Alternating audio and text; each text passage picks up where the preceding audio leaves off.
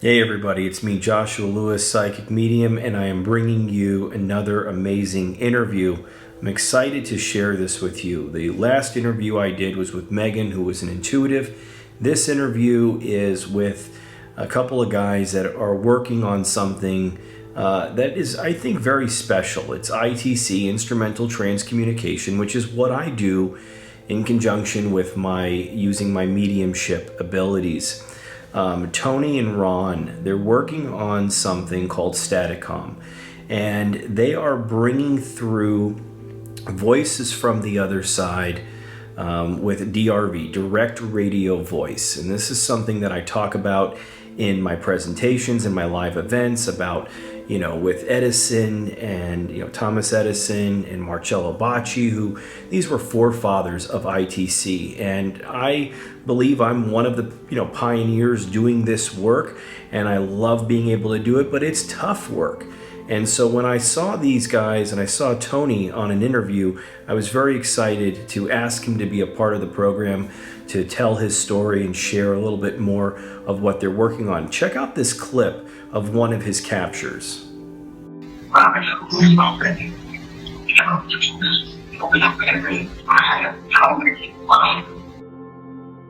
Pretty amazing, isn't it? And so even though their style and their methods are different than what I'm doing, it's still instrumental transcommunication, and I think it's groundbreaking work. So we're going to get right into the interview. And again, I appreciate all the support and the love that's being shown to the channel. And I'm going to have more videos, more stories, more interviews, more sessions for you guys here soon. So let's get right into the interview. All right, everybody, I am back with another interview. This is the second interview that I have done here on the channel. I'm really excited. So I'm on with Tony Rathman and Ron Yacovetti, and these guys are really doing some cool stuff. So welcome to the program, guys. Thank you. Thank you. Pleasure to Yeah, be here. it's really an honor to have you guys on. And as I was saying before, there's a lot of people dabbling in ITC, doing things, sharing things, and I don't want to sound like a snob or anything, but I don't get that excited with what I see sometimes. So it is rare that I see someone working on something that I'm actually like really interested in what they're doing.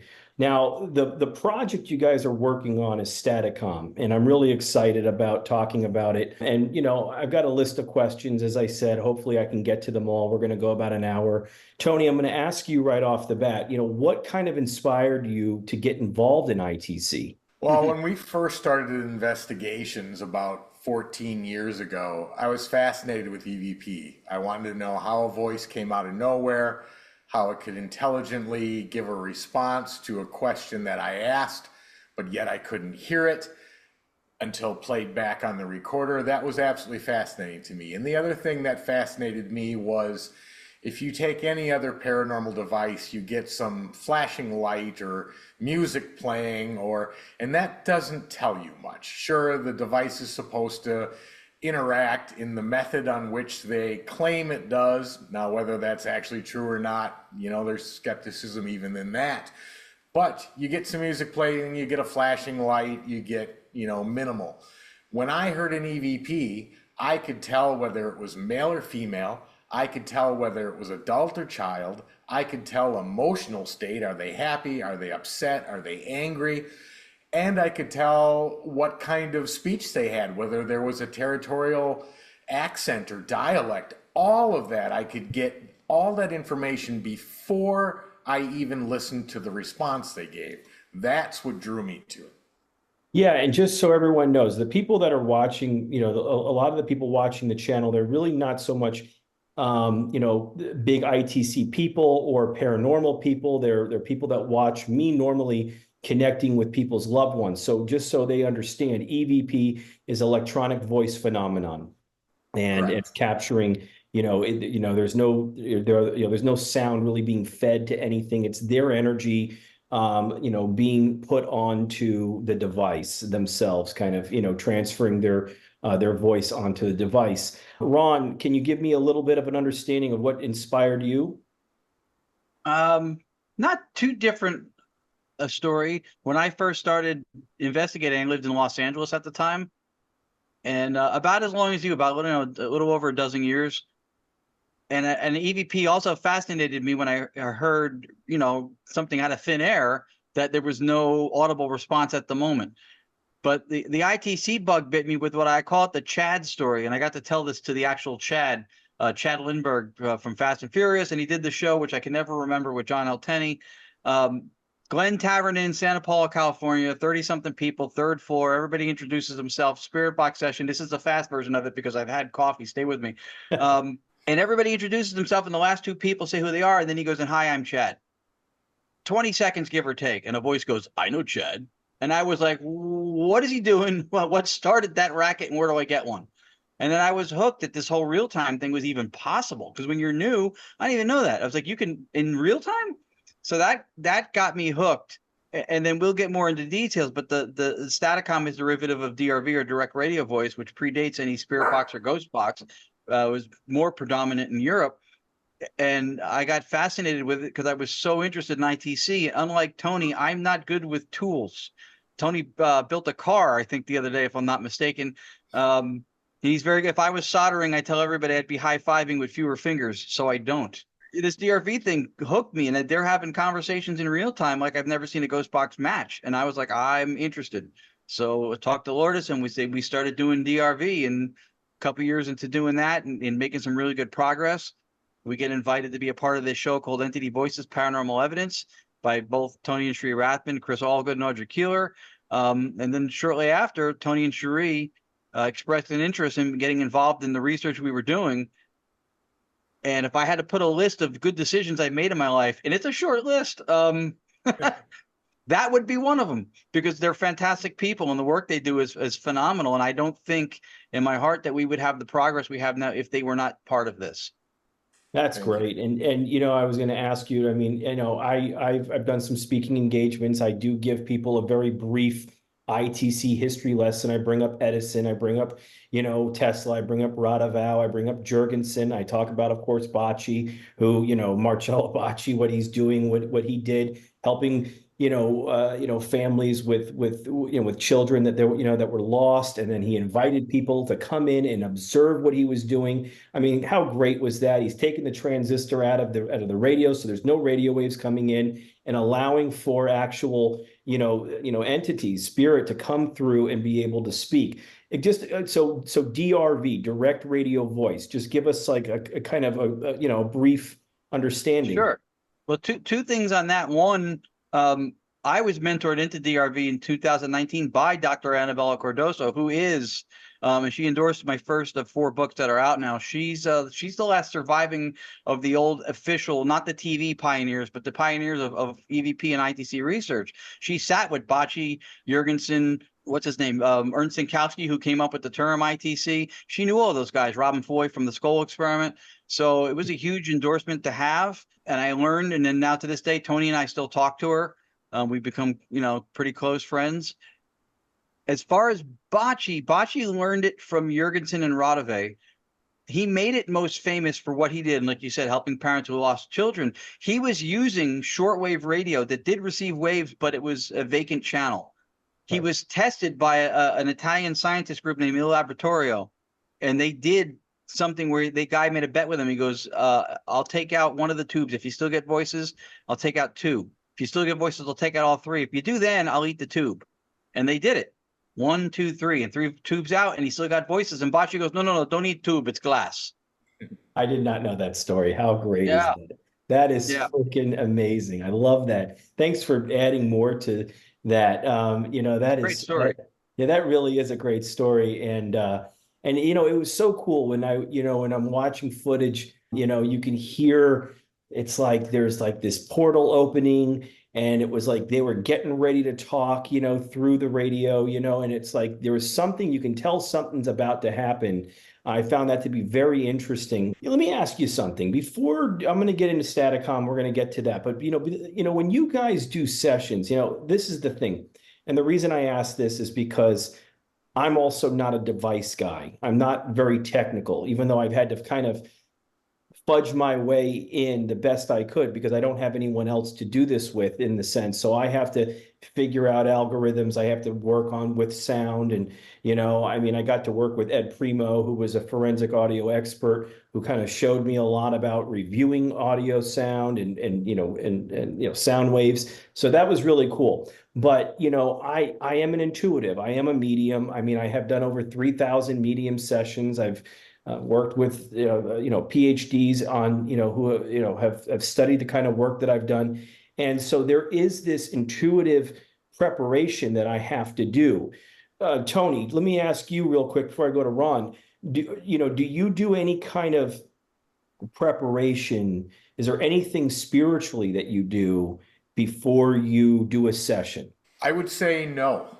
But there's reasons for that. One is because of the effectiveness of what DRV brought to the table, and two, what now Staticom can do. There's literally no need for it. Now, that need may be because I've done this for 14 years. We built spirit boxes for 12 years and have done spirit communication for well over a decade. So that definitely opens the channels to communication. And then when we developed Staticom from direct radio voice, it just wasn't necessary anymore. We literally turn it on, and it doesn't matter where you turn it on. The communication is there. You can ask questions. You can get full answers. So no, I don't have to do anything outside of connecting it, turning it on, and ask questions or just listen. That's a fair question. I mean, the reason I ask is because there are times that I'll just throw on my stuff and see what's coming through, and I get stuff. So it's like you just said, I mean, stuff will come through. It's not like, but when I do a little bit more of, I kind of, tap in a little bit more on an intuitive side, I tend to get better results. So that's why I was curious on what you thought. Ron, anything you want to weigh in on that as far as how you feel about it? I thought part of Tony's prep was going to include a sandwich, but I was wrong. Not so much ritualistically, but, and I agree with him. I mean, we've taken on the idea that we don't think from an ITC perspective, you can deem any location as haunted purely on anomalous voices. And you know this, I'm sure yourself, because you can get them anywhere. Right. So it's not enough of a criterion to make a decision on an entire location. We think the intent has to do with it. DRV involved a regular appointment where you would do a session like every week, let's say Wednesday, and close to enough same time, 9, 10, give or take, extra sessions if you want to. So you develop like a connection thing. The other thing that we try to be careful with is you can do stuff ritualistically pre-session, and then you get stuff on the session. But there's an explanatory gap between causality in that, because we don't really know if it did amp it up because we don't have something to compare it to. And we don't know that it's connected to doing it. I think the intention probably arguably has a better platform for being connected. And if you're coming from a good place, I think that, those things factor in, because we do think what we're communicating with is consciousness. So, I mean, there may be somewhat of a, for lack of a better term, spiritual placebo to the idea of doing some kind of ritualistic that makes you feel like you're dialed in or more focused on it. And then, something happens. But yeah, I mean, I agree on the focus does elevate the communication. I mean, we know that you guys from the East Coast, us from the West Coast, if we're doing TDSI with a group and the group isn't fully paying attention or eating or talking amongst themselves, that limits the communication that comes through, or at least they're not hearing it, one or the other. But as that group, as the night goes on, diminishes, and the people that stay the longest, they're the most focused, they're the most interested, they're listening the most intently. That does change the atmosphere and the results that come through. Okay. And again, the reason, just to mention, is that if I don't meditate or I don't do any kind of grounding or anything like that, which I understand to a scientific mind, that's just not necessary, or that they normally don't pay attention to those kinds of things. I get that. But if I do that and then I do a reading of, let's say, without my equipment, I'm not as effective. I don't get as many real detailed evidential things that come through. But I apply that same methodology to when I do a session. And then, of course, what you just brought up is really interesting. First of all, I hear a lot of times through the equipment, focus. They'll say focus. They'll say focus, focus, Yep. connect, focus. So they'll say those two words quite a bit. The other thing I like to do is that it's funny you said this, Ron, is that I like to do any sessions I do for people. I do them on Wednesdays. I do them at 3:00. So if you want to book a session or if someone wants to do a session with me, it's Wednesdays at 3 is really my set time. So it's when I feel like I get, it's kind of like my guides. I trust that I have guides that are helping me on the other side. So it's just really interesting. You guys are going from at it from a real analytical point of view, and I like that. That's the way to go. Now, Staticom is not something. Okay, so Staticom is what you guys, Ron, is that what you were working on before when Tony came into this? Is that kind of what was happening, or the other way around? I forgot exactly how that worked. Yeah, no problem. We were working on direct radio voice. Staticom became a thing with Tony and Cherie being involved with Lourdes and I, and how it came about. And if Tony wants to tell the stories, I'll let him do that because he does it well. We essentially are doing the same methodology. Everything's pretty much the same as direct radio voice. Our source of the white noise, and then we do a couple other things involved in process, but the source of the white noise changed from being a radio to being a generator, not a sleep machine. That's pre-recorded white noise. So when we took the radio out of direct radio voice, we felt like there was some kind of a lack of coherence in the naming convention to stick with that. And then Tony was able to bring forth through a contact of his this name Staticom. But that was the reason why we changed the name, was we removed the radio as the white noise source. And so interestingly enough too, and then I'll let Tony run with the stories if he wants to. 5 years ago, before Tony and Cherie really even knew us, before they were involved, a very early direct radio voice recording from the beginning of 2020. One night after watching Tony on a podcast, our YouTube channel was still on our TV. So I was like, let's watch a couple of the old clips. And it was just the radio and a vacant channel. And we did. And the first one we watched was like 5 minutes long. A minute and a half in, Lourdes hears something and she waits because she knows that my attention deficit wants to finish the video.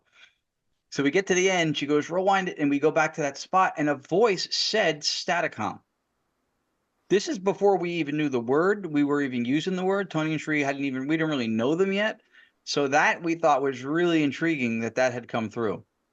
So are you saying that the name came from the other side? A voice came through and recited the name, but we hadn't thought of it yet. We hadn't been using it yet. But it did exist before we knew about it. And that's when we can get into that explanation as a whole other thing. But that's interesting. Wow. So now this is not something that's available to anyone else as of right now. This is just experimental, exploratory, program for you guys to use, correct?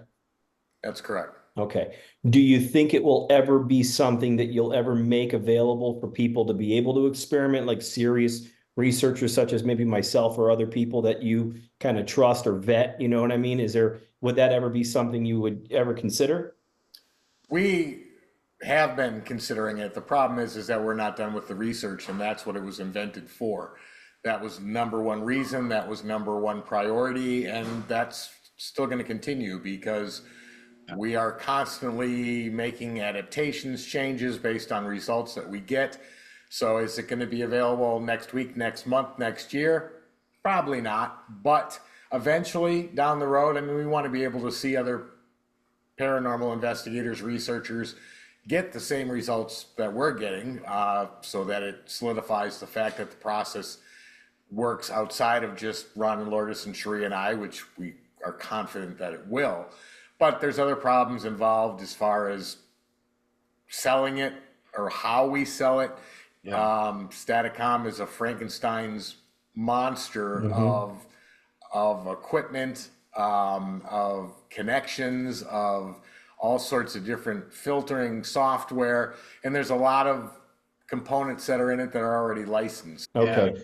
No, yeah, I mean, I first of all, put me on the list, please, for whenever that is happening. I'd like to be a serious.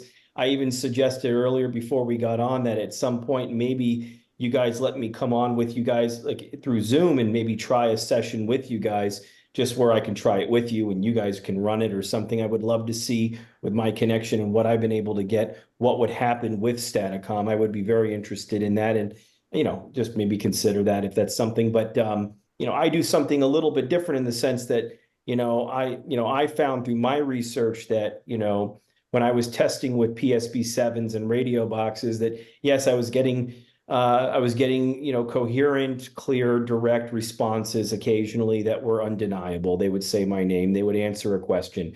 There's no question. But of course, there's also a lot of false positives, and that starts to take away from the validity of what we're doing here. So that's when I started experimenting with taking human voice, reversing it, slowing it, chopping it up into little bits, creating this gibberish, wordless, track, and then feeding it through with a little bit of reverb and allowing them to see if they can manipulate that sound. And that's what I found.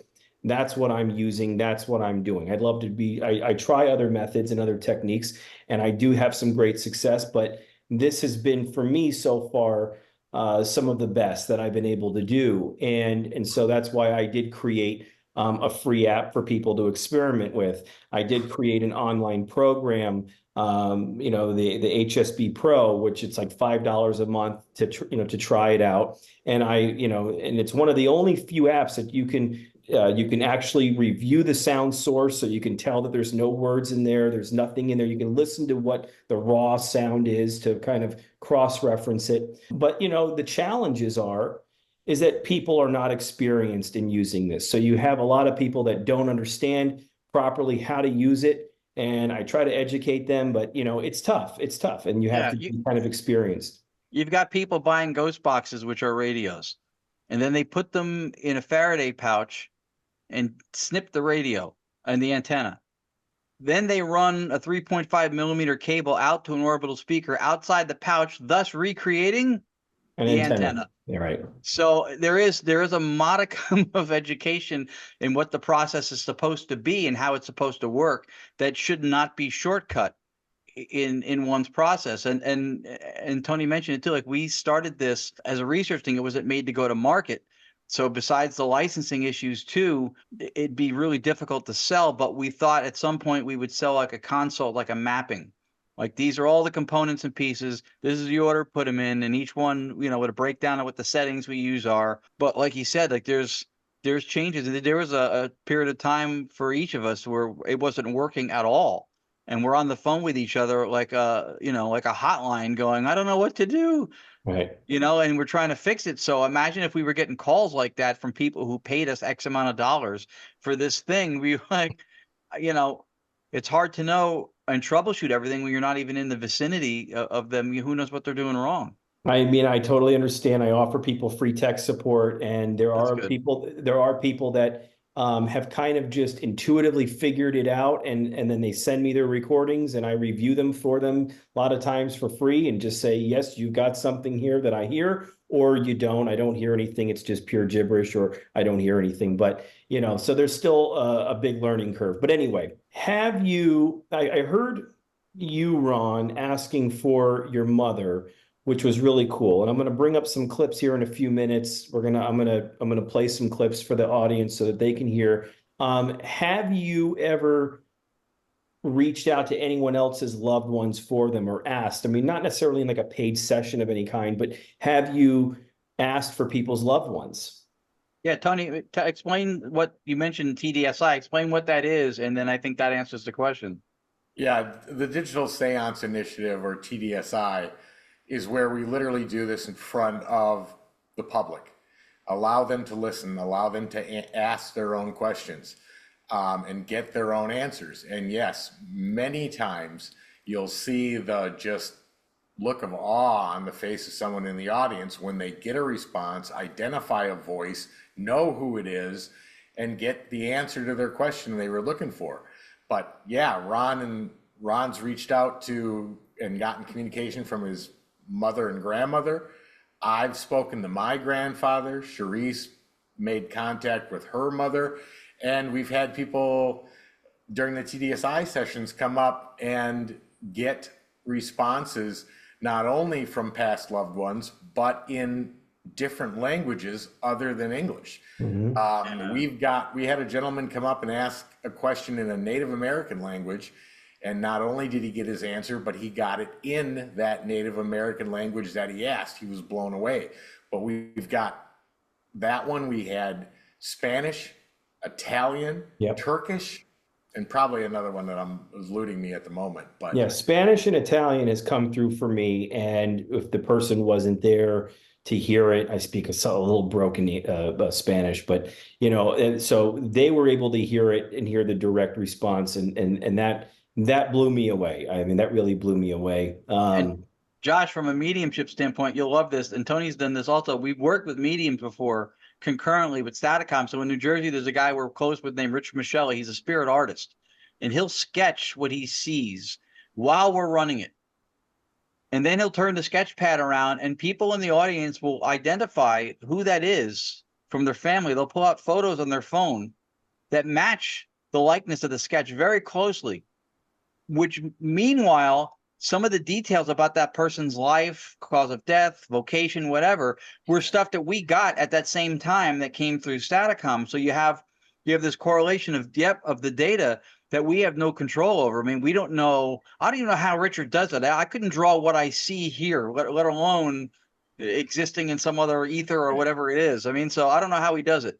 There's no manipulating that at all for us. But it's pretty cool when it matches. No, I mean, that's the whole thing. I'll do some spirit photography, and I've captured, I know that, oh, what's her name? I can't think of her name. I'm having a mental blank. Sonia Rinaldi. Sonia Rinaldi has done some really great work. I've done some stuff with water ITC, digital ITC, where I'll use the backdrop of a screen. I mean, we've captured some amazing photos that I'll show at my events. And so, but you're doing a session with someone. You're asking for them to come through audibly. They're answering direct responses. I give an example, just give you a quick, just 2-second thing is that I had a follower of mine. I was telling Tony the story the other day. I had a follower of mine. She had cancer. She said, Josh, I want you to reach out to me when I pass. I said, I'll do the best I can. She did. A couple months later, and her husband reached out to me and said, I was supposed to contact you. I'm supposed to ask you if you can reach my wife. And I said, I'll do what I can. And so we asked, and, we got some really direct responses from her. And I sent him the footage, and he was blown away. But he said, Josh, I don't want you to feel, offended when I say this, but how do I know that it's really her? And I said, it's a very valid question, Chris. I said, I totally understand that. He said, can I ask a validating question? I said, of course you can. He said, ask her what the term muskrat means and just say the word muskrat. And so I said, no problem. So I did a session, asked her again. I said, what does muskrat mean? And she comes through. She said, it's in the back of my head. He had to shave my head.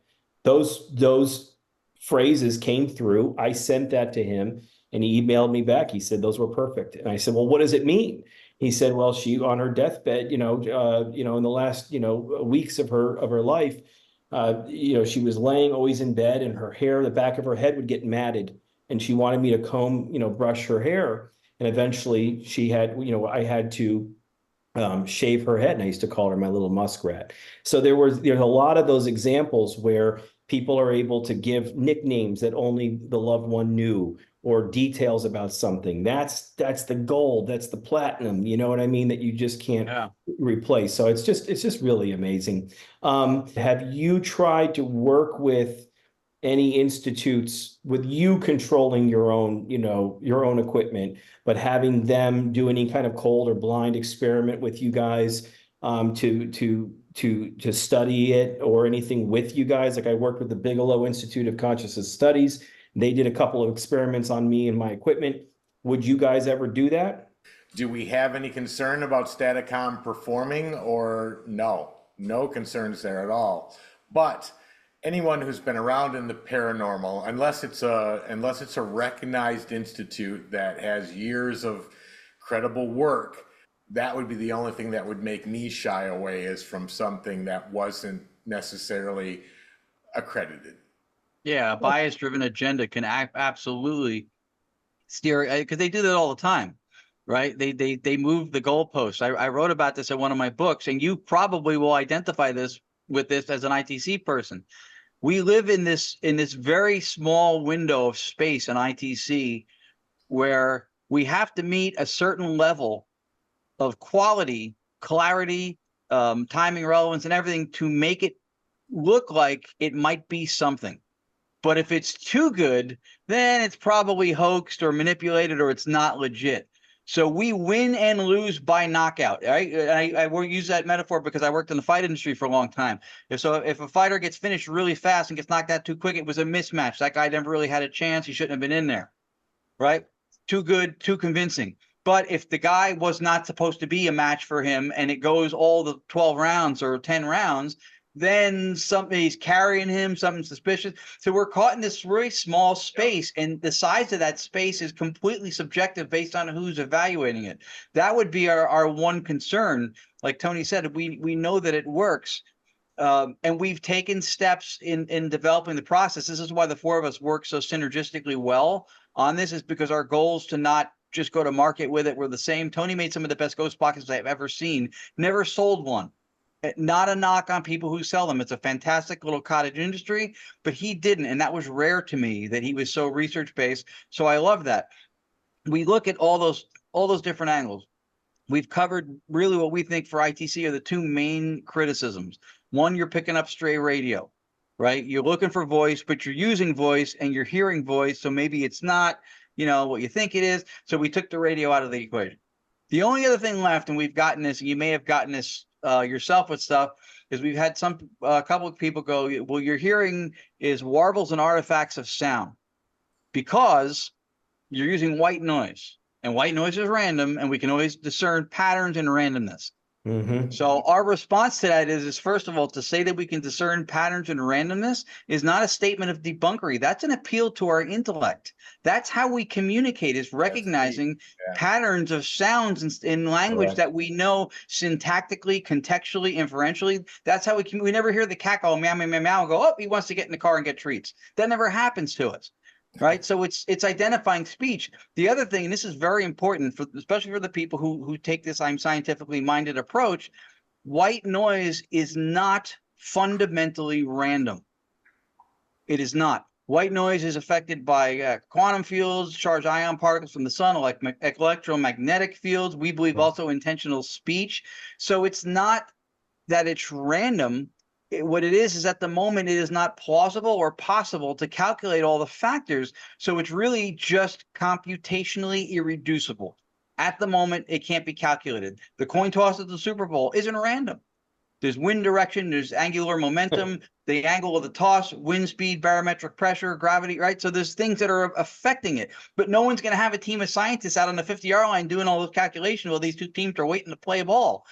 But so we say random. It's an empty drawer that we use when we can't measure something at the time.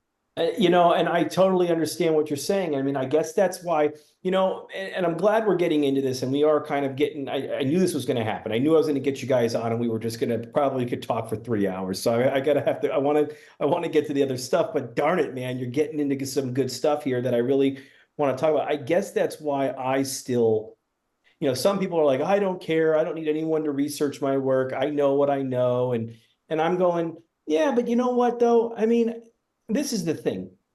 I will show my methods. I will show my sound sources. I will answer skeptics' questions as long as you're respectful. I will do it live. I will do it in any place, anywhere, with anyone. I have no problem with any of that stuff. And I do that. And maybe I go out of my way to do that too much because I want to help others understand this is real and the importance of it. So when I'm getting detailed information that was not known by me in any way, I couldn't have known it. That is really important stuff. And if you're going to say, well, that's just auditory, pareidolia or whatever, you're hearing sounds and all this crap. And I'm going, how can I get the right information then to a very specific question? How is that possible? You can't just discount it. So I still try to I've worked with a few PhDs. I've worked with, like I said, the Bigelow Institute, which, there are some questionable things about whatever. I don't want to get into that. But, having other researchers look at my work, outside researchers, is the goal still for me in what I'm doing to help try to validate this work. It doesn't always work out that well. The results are there. The results are so good that people will just say, I'm sorry, man, it's just too good. I can't, Right. and I'm going, oh, That's what I was getting at before. And pareidolia, by the way, is another thing that's fascinating to me. Where is the data that shows people who are afflicted with this at such a high level in ITC or in the paranormal? Where is the data showing how that affects them in their daily lives? Like, I mean, are they walking into the office of their boss and they go, "You're fired"? They go, "What? A raise? Fantastic." "Oh, I'm sorry, pareidolia, my prescription ran out." Right? It can't be predatory to the paranormal. If this is something that's due to fallibility of hearing and wishful thinking and wanting to hear certain things, where is it happening in life other places? It can't be isolated to just the paranormal. There has to be something else, but it's just the excuse that it gets used so much. If it's valid and it does happen, then yes, and then it makes a case for an argument. But just as a blanket statement to just say, "Oh, it's all pareidolia." It's almost like science can only prove what society is willing to accept. And that's really a big problem still, I feel like. Again, that's just what I feel. I mean, Yeah. And science doesn't prove. Science models and predicts the behavior of nature and reality. It tells us what we're going to see next. That's what science does. It doesn't speak to the nature of being. That's why, we have analytic idealism. We take an idealist philosophy approach to this because it makes the paranormal or the supernatural natural and normal. It's what nature does. It's nothing phenomenal about it. And even for yourself, right? Mediums, there is something through fMRI and EEGs. There's something that it looks like from a second person perspective to be an actual medium.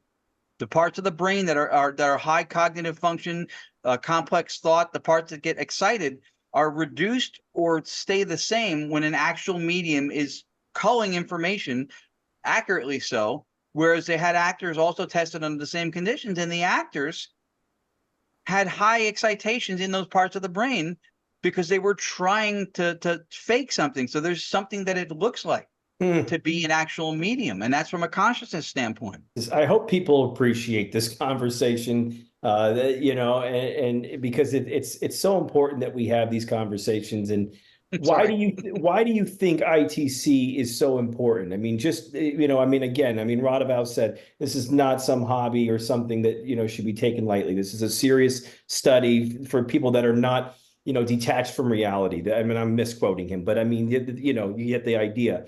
Why do you think it's so important?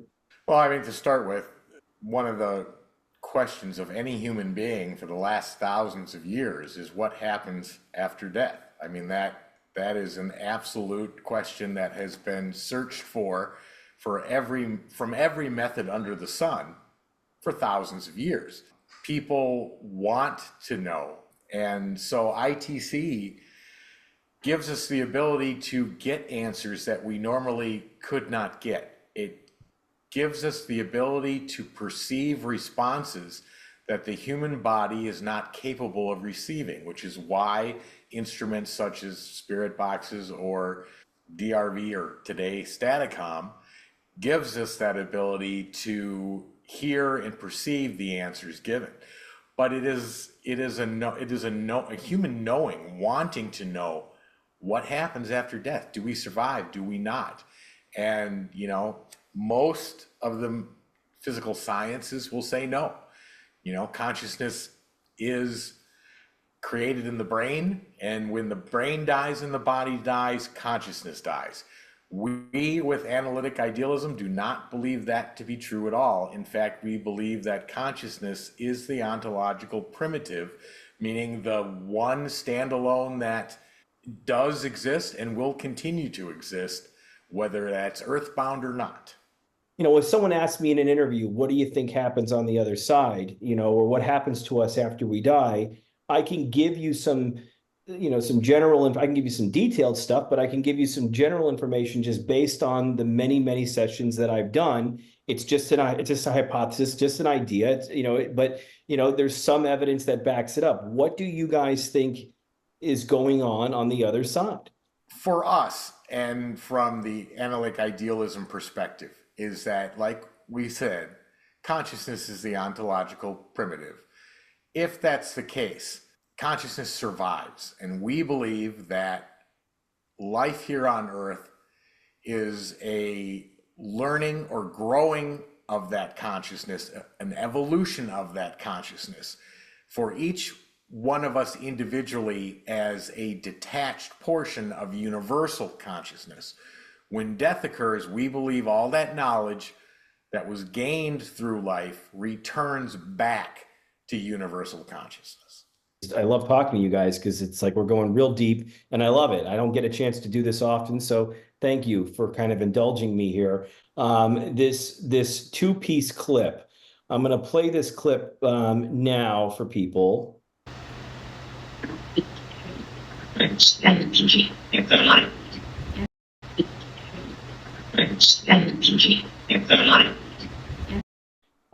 So this clip that we just saw there is standing in the light. That was an amazing response. I mean, it was so clear, standing in the light. I mean, that, can you tell me just a couple seconds about what was going on with that?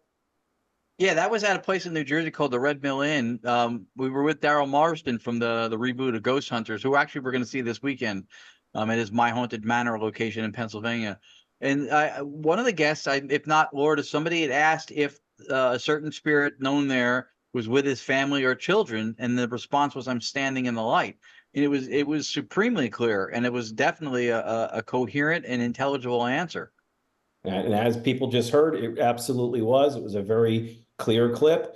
You know, this amazing clip where you hear Bocce's name come through. You say, "Is this?" You know, I mean, I think this was with you, Tony. You say, "Is this Bocce?" You know, or Cherie says that, I think, and said, you know, yes. You know, Bocce's coming. Glad to meet you. I mean, what an honor! What a cool thing. Do you believe that was Bocce coming through? You know, we have no way to prove it Of course. 100% because we don't have access to that information or those variables. Could it have been? Yeah, it could have been, based off of the number of years we've been testing this and knowing what we've had come through.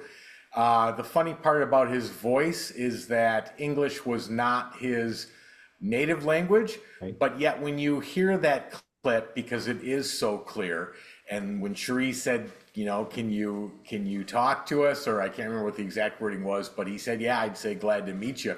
You can hear a little territorial dialect accent in the way his English is comes over, and we found that very interesting. Who's watching?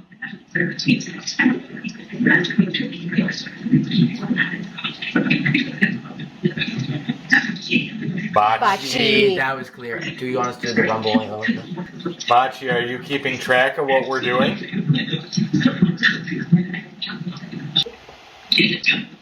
Marcello, can you see us? Yes. Thank you.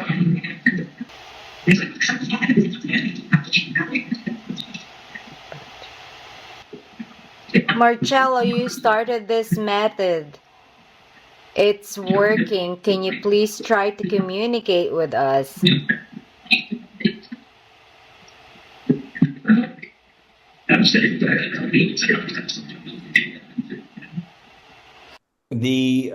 Let's see, the other one I want to bring up is you know, how did you feel when asking for your mom? And I hear that male, it sounds like a male voice. It kind of sounds like a male voice to me, I think, from what I'm gonna play that here in a second. You know, hey Florence, it's your son.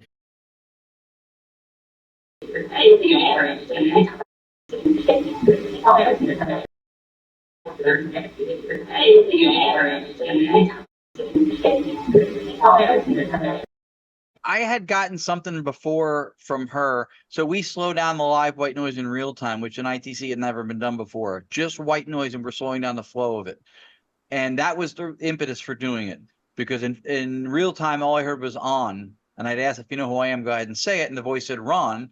And then it says Ronnie, it's mom, it's Lucy, which was her mother. I'm connecting. Without even hearing any of that, because I did in the moment, I go, hey, is my mother going to be here tonight? And he goes, yes. The voice was, yes, you're lucky. Both sounding female.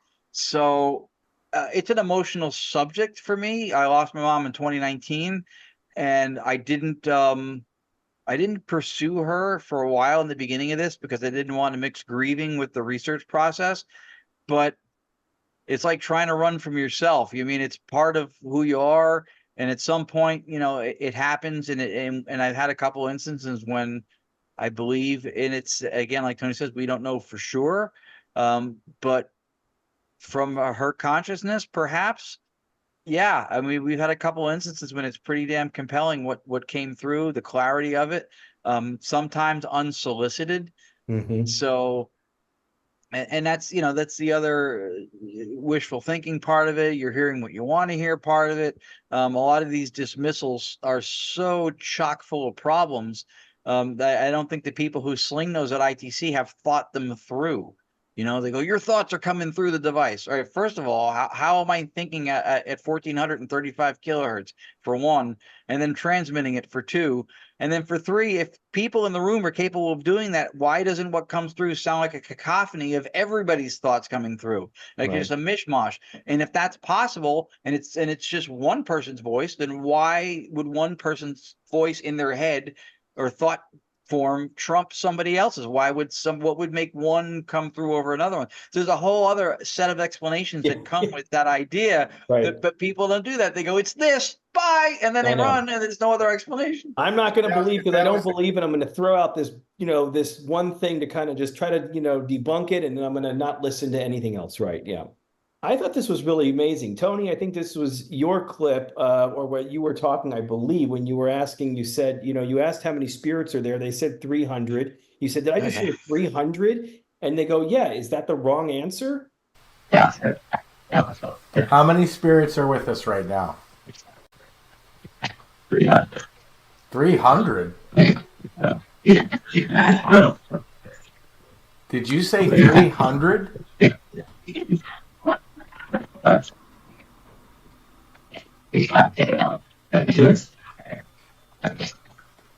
It shows that more than just speech comes through. And when you talk about what we're hearing, how we're hearing it, and the whole pattern recognition that Ron was talking about earlier about how speech is produced, we had these voices analyzed by engineers, and they literally came back and said, audio engineers is what I meant. They came back and said that the speech coming through Staticom is something they've never heard before, because it literally uses the same diphthongs and vowels, consonants, the emotional state that normal human speech does. And that is absolutely impossible to have that produced from something that's randomly occurring. Yeah. So what we're getting is speech. But the fact that this speech not only answered my question, how many spirits am I talking to? So then when I got the answer, then I questioned the answer I got, because I was surprised at hearing 300. Then I got sarcasm. See it. So that emotional aspect to the thinking, to the intelligence, to the timing and relevance of the answer that came back to the question I asked. What, is that the wrong answer? I mean, that cannot be something coming from random warbles and artifacts. It's Absolutely. Right. Multiple people hearing it, for one, and two, to address the thing before about working with the institutions and people in studies, there have been, with, I believe, ghost box research, there have been blind and double blind studies where they say, as a dismissal, that it's not a reliable form of communication and all these different reasons. And one of the big things they hang their hat on is that 75% of people did not hear the same thing, and then 10% of people heard this, and then the other 15, and so they explain it away because people aren't hearing the same thing. So now Lourdes, who's not here today, she is a court reporter by trade. So if you ask me if I'm going to take the argument of an audio engineer who knows how to produce sound, knows how sound behaves, or a linguistic expert who gets paid by a state to take testimony and listens to people at different speeds, cadences, dialects, talking over each other, I'm going with the court reporter every time. So she says on a lot of interviews we do, if somebody says rip, and then I hear trip, yes, hearing is fallible. Yes, I heard it wrong. Yes, there was an error in process on my end subjectively. However, Hearing the wrong word does not dismiss the fact that it was a word. Correct. It was speech. So there's this whole study that dismisses ITC on the ghost box modality based on a high percentage of people not hearing the same thing. That it's interpretational. Listen, remember that song "More Than a Woman" by the Bee Gees? Yeah. My uncle used to think it was "bald-headed woman," and that's what he used to sing, and it matched, and it sounded great. But I'm it's that not guy the that words. I'm the guy that always puts in the wrong lyrics. I go, I thought they Yeah. were, you know, whatever this was, but it was. But you knew they were singing words, even if you there were were words wrong. So there's a whole that's blind, double-blind study that, to me, devalues itself just predicated on that. That's funny you say that, because I did I did a whole experiment with, as I said, Ed Primo. He did the MH flight tapes. He did the Trump tapes. This guy's a high-profile forensic audio expert. I took my recorder. I invited my guides to say, I said, can you say these words? I did it on video for him. I sent him the recorder after it was done so he could study it all. And I said, can you say his name? Can you say this guy's name? And they said, Ed Primo. You know, so they said it. They said a number of other things. I then sent, like I said, the recorder and the tape of me doing it. He says, I can hear what sounds like my name. I've analyzed the sound waves, and they are not, I forgot his exact words, but he said there's something very different about it regarding whether it's human speech, because I'm now going to try to create an exemplar of this. And he could not create an exemplar. He could not create the exact replica of that sound. He tried to create it, Right. but it was breaking his brain. Like right. it was breaking his brain, his analytical scientific brain. It was hurting him because he could hear his name being said. He could see me doing the recording. He knows no one else is in the room. He could see that all the factors that were going on there, yet and analyzing the sound waves, he's like, this is moving differently than a human voice, yet Right. it is saying words. So it's not a faulty chip. It's not this. So that Right. was a really wild, experiment that we did. And replicating a phenomenon does not make it the phenomena, right? The simulation is not the thing simulated. You can, on a computer right now, down to a molecular level, replicate kidney function. You can do it to a molecular level on a computer, powerful enough. You can replicate that, but that doesn't mean that the computer is going to pee on your desk, because the thing simulated is not the same as the simulation. Right. So even if somebody reproduces something that sounds like what you did, it doesn't mean that yours is illegitimate. Yeah, Right. that's true. That's a good point. I didn't even think of that way, but that's great. What is a message that you would like to leave with people? If there's anything that you want to say that you want them to keep in mind, again, I know it's a little vague, but anything that is important to you that you want people to understand regarding this work or the work that you guys are doing. Is there any message that you guys have that you want to leave with people? Well, I guess I would just say that, there's so much unknown information on what we call, or what most people call, paranormal. Ron and I would say that, and the Staticom team would say, no, there's nothing para about it. It's normal. Right. We just may not understand it yet. But the message, I guess, would be that is what we've been able to accomplish with what Ron and Lourdes started with DRV, and then what the four of us turned Staticom into, is that there is so much information out there and happenings that occur on a regular basis. I mean, we can flip Staticom on at any time and get communication anytime, anywhere, any place. That to me is a great unknown. That is Indiana Jones finding a new cave to go explore, because it's the unknown. It is the what else can happen? What else can we learn? And there's a lot of that involved in what is classified as paranormal.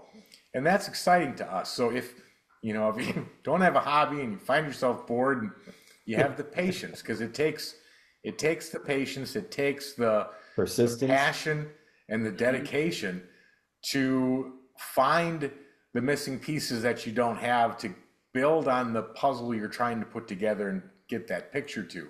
Mm-hmm. But my advice would be that, if you find yourself interested in it, see what you're going to explore, and who knows what you'll find. That's awesome. Anything to throw on to that, Ron?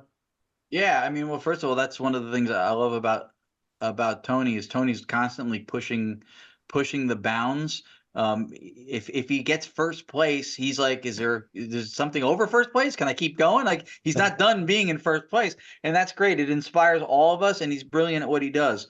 I would add on to it, learn from people like him with that mindset, because I think there's a lot of epistemic dependency in the field where everybody's learning is completely based on axioms that have been handed forward that are just accepted things. Ghosts just know how to do it. Ghosts they just move things around and they just do this and they know how to use the device, and we don't know any of that stuff. It's completely it lacks any kind of empirical adequacy at all. We don't have enough to support it. So don't dive into spiritual bypassing and just go, well, ghosts just do this. They just know how. Really try to take a more, like you said, analytical approach to understanding stuff. There are certain ideas like with stone tape theory and psychometry, which the way it's accepted violate laws of science that we know, right? So that it doesn't work, but we know that it happens. So this is another thing that kind of turned us toward the philosophy idea, because philosophy should inform science and vice versa. If you have a philosophy or a hypothesis within that conflicts with laws of science, you've got a bad hypothesis. It's got to work collectively, because these regularities in nature, these patterns that we get from science are legit. They work. We know them to be true. So we have to find a fusion between those things. But science doesn't speak to the nature of being. So we have to look at that too, because when somebody goes, this stuff isn't real, well, then we're back to the consciousness thing, right? Because what is real? In order to say something's real or not real, you have to have an idea what you think reality is. And most of us are operating under this physicalist, or what used to be called materialism, view that there's this physical world out there outside of consciousness that has its own existence. And that doesn't work for any of this paranormal stuff. So your first option shouldn't be, well, screw those people in their physical world. I'm living in it, but I'm doing this stuff that violates it. And you can't measure it, but it still happens. You have to find where's the path of least resistance that doesn't sacrifice genuineness, doesn't sacrifice rigor in doing stuff to at least try to explain it. We could be wrong. We could be wrong about all this stuff. There could be one guy orchestrating the universe named Phil. He's wearing a two-piece suit and a bathing suit on the bottom, and we don't know. It could be but we try to. It could be cells in someone's body. Who the heck knows? I mean, right. We try to explain it with what we know as best we can, without inventing theoretical entities to flesh out a story. So that would be the ending of it. This is the end of my paralocution. Go with the things that we know and see if you can explain things. And then if you can't, then look for other things in nature that may give you a hint, like dissociation that we learned from analytic idealist philosophy, which does seem to allow for a lot of the things that we called paranormal to be normal. Look for those things. To really take the dive into thinking about these things. Don't just accept everything that comes through on TV and media. And there's nothing wrong. There's a lot of good information there also. Right. But challenge it. Well, Yeah. you guys said it all. I think you guys said it all. I want to mention that entityvoices.com is one site to check out. That's the group site. There's also, I think it's Gonyak paranormal.com, and that's GONYAC paranormal.com. Also check out youtube.com / Staticom project. And I just want to thank you, Tony, for accepting my invite. Ron, for having you guys on. You've been great. It really is awesome. To everyone that's been watching this, thank you for following this work, supporting it. I know we don't have all the answers, but we're trying. We're trying to understand more. And I appreciate everyone for checking it out. So thank you to you both. Thank you to everyone watching. And until next time, again, thanks a lot.